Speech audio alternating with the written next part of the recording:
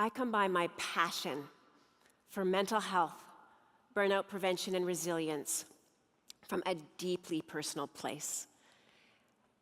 That journey really began quite a few years ago now on an absolutely miserable February night. I walked out the doors of the emergency room of a large trauma hospital, and I was the most exhausted I have ever been in my entire life. I had just worked a 36-hour shift in the cardiac care unit of that ER, admitting critically ill patient one after the other after the other. I know there are people in this room who've had too many of those nights in the last 2 years. And when I got home to my dark, lonely little apartment, I let myself in the door. I didn't even turn the lights on. I just threw my stuff on the ground. And I lay down on my back in the dark on the hall carpet. And I just cried. I had no idea how I was going to make it through the rest of the week, much less the years that remained in my emergency medicine training program, not to mention decades as an emergency physician. I'd been diagnosed with depression at that point by my doctor and had been put on antidepressants. And it wasn't until years later that I came to appreciate that actually my primary diagnosis probably was severe burnout, which we know is just rampant in medicine and in healthcare. And again, it wasn't until years later that I came to realize that these other strange symptoms I'd been having were actually trauma-related symptoms, related to the things that I had witnessed in my work in the ER. And even though I was a doctor at that point, I did not fully understand what was going on with me. All I knew was that I just couldn't keep going. And as I lay there, I started to contemplate quitting the ER, and then I started to think about quitting medicine entirely. And then my thoughts got even darker. And I started to think about how I might be able to actually just quit the planet that night. And at the very moment that I started to have those thoughts, the phone rang. And it amazes me to this day that in the state of mind that I was in, first of all, that I would even answer the phone.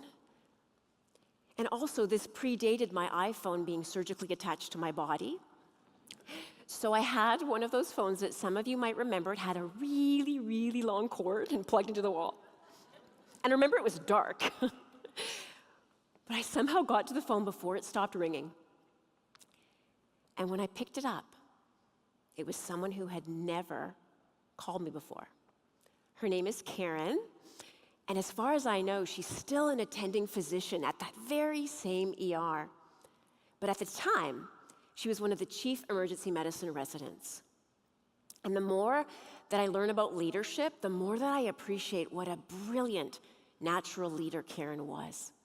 She was keeping a very close eye on us, and she had called to check in on me. And it's probably been never more important than now that we check in on our colleagues, that we check in on each other. There's a pre-pandemic study from EY that showed that just the very simple act of checking in on someone, if you're that person who gets checked in on, whether it's a text or an email saying, "Hey, how are you doing?" from a colleague, not only does that make you feel significantly more connected to your organization, but it also significantly enhances your sense of belonging. And for humans, our sense of belonging is so profoundly important for our overall resilience. So Karen was doing that for me. Now, unfortunately, I totally lied to her when she asked me how I was doing. I had a reputation to protect. I'd spent an entire lifetime cultivating this facade that I was completely perfect, completely in control, with absolutely no signs of weakness. Also, the ER, particularly the residency program, was an extremely competitive, very intense environment. There were only a few women. So there was no way that I was going to tell Karen what was really going on. So I said, haven't slept in years, stressed out of my gourd, but no different than anybody else. But thank you so much for checking in. How are you doing?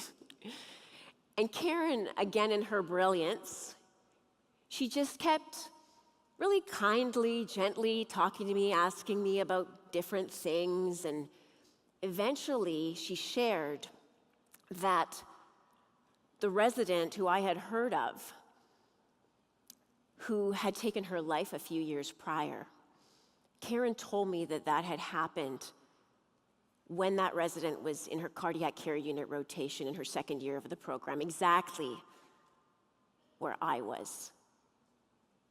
And she said, I'm going to ask you one more time, Susan, are you really okay? And that mask that I had worn forever just finally shattered into a million pieces. And I actually told someone other than my doctor what was going on, because no one knew, not even my family. And I was sure at that moment when I told her that this life that I had constructed would just come crashing down around me. But as the conversation progressed, I started to get the strangest, most extraordinary feeling that in some remarkable way, my life was getting put back together, that I was going to be put back together. And Karen was so great. She said, I could tell that something was wrong. And she said, I've actually been authorized to give you a stress leave, and I really recommend that you take it. And I had no idea there was such a thing as a stress leave. And she also said, if you decide when you get back that you want to continue with this program, we will get you all the way through to the other side. We will make sure. And support, even just the perception of support, is also so profoundly important to resilience and burnout prevention. I'll talk about that in a moment. And I've never forgotten that Karen said that. It meant so much to me. But then she said, while you're on your leave, I want you to do something for me. I want you to think about who you actually are. Like, what gifts and talents do you actually want to use in the world, and what do you actually want your life to be like? And it's very important that I point out at this stage that I was in completely the wrong place. I am the last person who should ever be an emergency medicine physician. I panic under pressure, and I can't stand the sight of large amounts of blood. For real. Like, there were some incidents where thankfully they had a chair there that was actually meant for family members, so I had somewhere to sit. It's not good. And a lot of people come to me. I've been executive coaching for quite a while now, and a lot of people come to me because of my story, because they want help quitting their jobs or transitioning to a new career entirely. And it has been fascinating to watch what happens over the years, because most people that come to me are actually just severely burned out. And when we work on initiating changes in their workplace and changing how they relate to their work, their boundaries, how they think about work, and how they take care of themselves, I'm still amazed every time. The majority of the people that I work with end up not quitting their jobs. It was the burnout that was making them feel that way. So I took my stress leave. I came back. I did resign from my residency. I got my license to practice medicine in the community, which I did for 20 years. And I embarked on this incredible adventure that I never would have believed ever would be possible in that darkest of moments, lying on the floor. If you are in one of those dark places right now, do not believe the things that your brain may be telling you about the future, that it's hopeless, that nothing's ever going to change. That is not true. And that's part of why I put this picture up here. And I embarked on this adventure, first of all, wanting to learn everything that I could about big picture, whole human mental health and resilience for myself, so I would never, if at all possible, end up in that same place again. And then the more that I learned, the more that I decided that I wanted to make it my entire life's work to help as many people as possible not end up where I did. So let's talk about burnout. I'm not going to get into a whole lot of numbers because they vary from study to study, and everyone in this room knows that burnout is very significant in healthcare. It is in all sectors right now, and it refers to something very specific, actually. The word gets thrown around a lot. I started talking to doctors initially about burnout back in 2008, and 2019, I was so excited. I still remember the day when the World Health Organization officially added burnout syndrome to the International Classification of Diseases, the ICD-11. Now, it's important to point out that burnout is not a disease. It is also not a formally diagnosable mental illness or mental health disorder. Rather, it is a clinical syndrome, so it's a cluster of symptoms that occur in a predictable pattern, and it's classified as an occupational phenomenon. And that's because for burnout to be present, there has to be chronic work-related stress. And when we look at causes of burnout, how to prevent it, how to resolve it, we need to think about it at 3 different levels. The first is the larger organizational level, and I'm going to be talking about some of the factors. And then we look at a team level, which shares similar factors to organizational. And then we look at the individual level. As I mentioned, there are very significant things in terms of how we relate to our work and how we take care of ourselves that make us more vulnerable. But historically, for a long time, we just looked at the individual.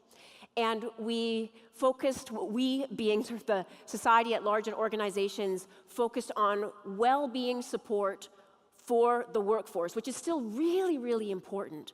But to really move the needle on this and to create a big change in terms of the numbers of burnout we're seeing, we have to look at it primarily actually at the organizational and team levels. So for burnout to be present, there must be 3 very specific components. And what I'm sharing here with you today, this is for information purposes. This is not for you to be diagnosing yourself with burnout or diagnosing other people with burnout, as tempting as that may be. That is the role of a qualified professional. And also, I really want to emphasize that if you're feeling unusually exhausted or you see yourself in this description or you're just not feeling yourself, the first step to take is to see your doctor. I have a friend who a couple of months ago was absolutely sure that she was burning out, but thankfully she went and saw her doctor first, and thankfully that doctor ordered blood tests. It turned out she had iron deficiency anemia, and that is why she was feeling so profoundly tired. And so going to a counselor was actually not what she would have needed. So you have to first see your doctor, make sure it's not something else. So emotional exhaustion is the huge hallmark of burnout that people tend to notice the most. Again, there are biological things that can mimic this. We know, for example, that depression and burnout often will coexist, especially at the more severe end of the burnout spectrum. That's what I had. And the treatment approach to burnout versus depression is different. So you want to distinguish between the two. Also, other things like hypothyroidism can cause profound fatigue. The second component is a real personality change. And other people in your life will often comment on this, and it's often children, before you realize that it's a problem. And the personality changes specifically with respect to how you're feeling about your work. You start to feel more resentful. You start to feel more negative. Maybe you're somebody who normally would not consider yourself a complainer, but you've started complaining about your work and you can't seem to stop and it's bothering you. That's a flag for burnout. The depersonalization component of this is something that's quite recognizable in a healthcare context. I would always know when I was starting to teeter on the edge of burnout, when the way that I felt about patients started to shift, when I started to feel more irritated by them, when I wanted to just rush them through, get them out the door, and they started to feel like really stressful obstacles that I had to survive so that I could get to the end of my day and go home. That is how that depersonalization presents, and that's how it presented for me. And if you're not in a clinical context, it would be maybe with clients or with your colleagues. And finally, the third hallmark is reduced productivity and efficacy, significant, and also a decreased sense of personal accomplishment. So in the past, you might have felt really good about your ability to do your job. You may have felt before that you were a really good fit, but lately, you started to question it. You're not sure if you're in the right place, and you started to think a lot about quitting. Again, that's a flag for burnout. And if at all possible, if you're in a really tough place and having a very tough time, ideally, that's not the time to be making major life decisions. The best thing that you can do if you're feeling like that is to reach out, get help, get support. The most resilient people are not people who white knuckle it on their own. They are the people who use the resources and networks available to them. So in terms of those work-related drivers that I talked about earlier, this comes out of landmark research that still stands to this day by burnout heavyweight researchers Christina Maslach and Michael Leiter. The first, not surprisingly, is work overload, which we've seen across all sectors in the last 2 years, but of course, especially in healthcare.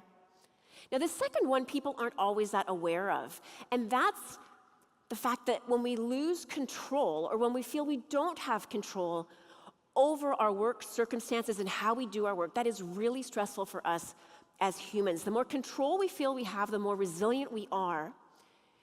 And I know we have a lot of leaders in the room today, and so I'm speaking to you as leaders, but I'm also speaking to everyone in the room, clinicians, suppliers, also just as individuals.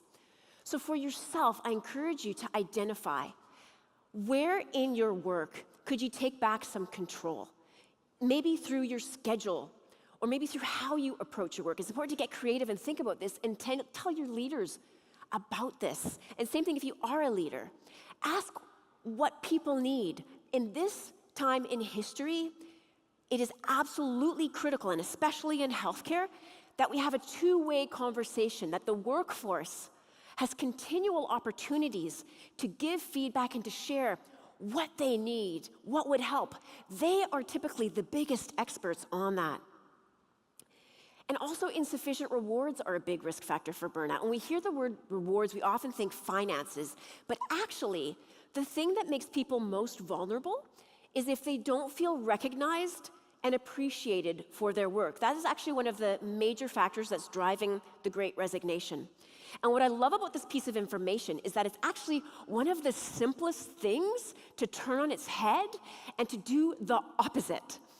And something that I want to give you as a piece of homework, I'm going to give you 2 pieces of homework right now. The first is for yourself. Whenever someone thanks you, recognizes you, or you have a win, no matter how small, it is critical for your own well-being, especially if you're having a tough time, that you let that land. Don't keep powering through your day. Take a moment, let it really land. Feel how it feels to be appreciated, to be recognized, to have a success. And for every single person in the room, we all play a role in the culture of our organization. I loved what Joe talked about a moment ago. Here's your homework. Going forward, anytime you have a positive thought about a colleague, you notice something that they did really well, there's some quality about them that you really appreciate, do not keep it to yourself. Let them know, and even better, let them know in front of other people. It is truly like giving people a vaccination against burnout. It is so powerful and it's so simple. Of course, anytime there are workplace community problems, that's really hard on people, whether it's incivility and toxicity or lack of support, even if it's perceived lack of support. I mentioned that earlier with my story with respect to Karen. And so for yourself, think about what kind of support would be most helpful to you, and let people know. You may not be guaranteed to get it, but if you let somebody know, the odds are that you'll be far more likely to get it than if you hadn't said anything. And same thing, leaders, offer instrumental support to your people. Ask them what kind of support they actually want. And we know that helping to increase people's knowledge, helping to increase their skills in skills that are actually relevant to them, that they appreciate and grow in, and also mentorship.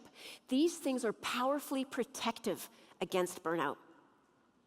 Now, emotional support, like Karen did for me, I mentioned earlier the research that says how powerful it is to just simply ask someone how they are. It doesn't even have to turn into a huge conversation.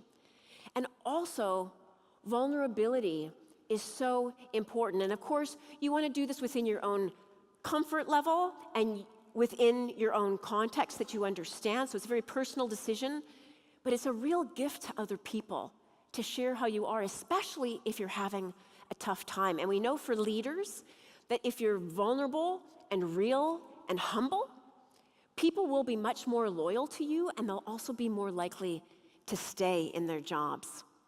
And finally, Joe mentioned psychological safety. This is profoundly important. It's something I'm so excited about as the conversation around this increases. And what that term actually means is that together, every single one of us, we can help to create an environment in our workplace where people are safe to admit mistakes. They feel safe to ask absolutely any question. They feel safe to be themselves, to be vulnerable. And this is also incredibly powerful. There was a study from Google that they analyzed hundreds of high-performing teams, and they identified that the number one quality of the highest-performing teams, far and away, was this psychological safety piece. It wasn't credentials, it wasn't skills, it was that the people felt psychologically safe, and that brought out their absolute best work and teamwork. Of course, anytime there's unfairness or inequality, that's really hard on people. And one of the positive things that has come out of the last 2 years is that DEI has really come to the forefront to be healing some of these longstanding issues. And then anytime you have a conflict between your personal values and the requirements of your job or a situation in your job, it creates something called moral conflict or moral distress, which proceeds to moral injury, which I'm sure many of you have heard of. And this also is extremely prominent in healthcare because it's been so hard. The kind of healthcare that we have ideally wanted to deliver has typically simply just not been possible, particularly in the last 2 years. And that is very, very hard on us in this field because we care so deeply. And so again, really important if you're really feeling the impact of this, to get support, to not try to go it on your own. So, the way forward. And some of you may be familiar with this document. I want to tell you about it. It's the 2022 Healthcare Workforce Rescue Package. It was created by the Dr. Lorna Breen Heroes Foundation. And I want to share with you, and some of you are probably already doing these things, and this will reinforce that for you, but some of you may be inspired by some of these suggestions.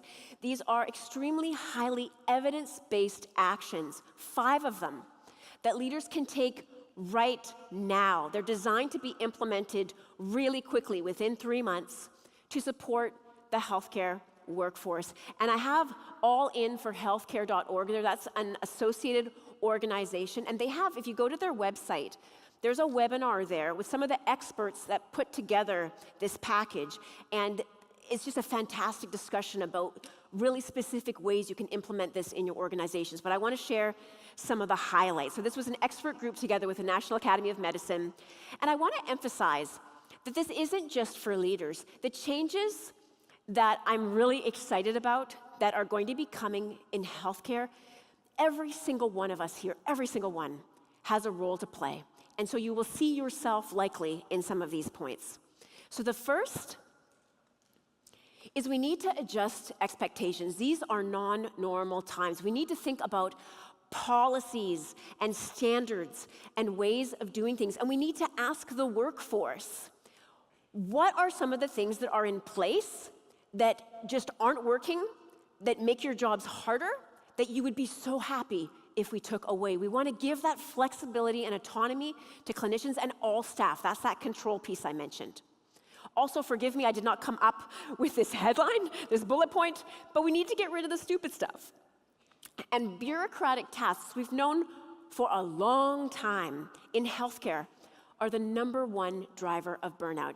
And quite remarkably, even over the last 2 years when research was done, they found that COVID isn't even the #1 driver of burnout in healthcare right now. It's still bureaucratic tasks. And something that's really exciting is that we have typically nurses and doctors working at about 30 to 40% clinical capacity because so much of their time is spent on administration. So if we can reduce that, We could even effectively double the size of our clinical workforce without even hiring anyone new, but by just freeing up their time. And that's through rapid improvement processes, getting rid of low-value stuff, asking people what is the low-value stuff that we need to get rid of, and partnering clinicians closely with IT for those changes. Oops, that is actually the wrong point. But what the third point is supposed to be is to get really creative with how you do staffing. Getting non-clinical staff supporting clinical staff, creating new kinds of shifts, get really, really radical. You could do shifts that are just 2 hours long that people would be happy to pop in and do at really critical, high-volume times. Bring in students, bring in volunteers, increase the scope of people based on their skills. I'm sure you're already doing so many of these things, but this is a time for great creativity. Another thing is to delegate a well-being executive. Many organizations right now, you don't have the resources to bring in somebody to actually become a chief wellness officer. Instead, delegate for now a senior leader. It's critical that whoever it is has the ability to make operational changes. They have to have operational authority because you're going to want to do two things. You're going to want to increase resources that are available to support your people, but you also want to be able to make those critical systemic changes as quickly as possible. And finally, employee assistance programs are a wonderful foundation, but they're no longer enough. And thankfully, there are very simple, again, creative things that you can do that can start to have high impact very quickly. I've heard a lot about people bringing mental health counselors actually on site, onto the wards, where people can access them during their breaks. Peer support programs, we know from the research, are powerfully important. They're very, very effective, and there are great ones like I like peerrxmed.com. That's a free resource for anyone in healthcare. You sign up with a buddy, and it helps you to support each other. I love the concept as well of psychological first aid training. We need that for everybody ultimately in organizations, but start with your managers so that they know how to talk to someone who's struggling. They know how to support them. They know what to do. And finally, we absolutely must together commit to removing the stigma and shifting the culture around mental health, to make it okay, to not be okay, because quite frankly, most of us are not okay. But today we are standing in such an exciting, huge opportunity. Now is our opportunity to heal our systems and to heal our healers, to make healthcare stronger and better than it has ever been. I feel that coming. Everyone in this room has a role to play as we move forward. We are all in this together, and we will do this together. Thank you so much.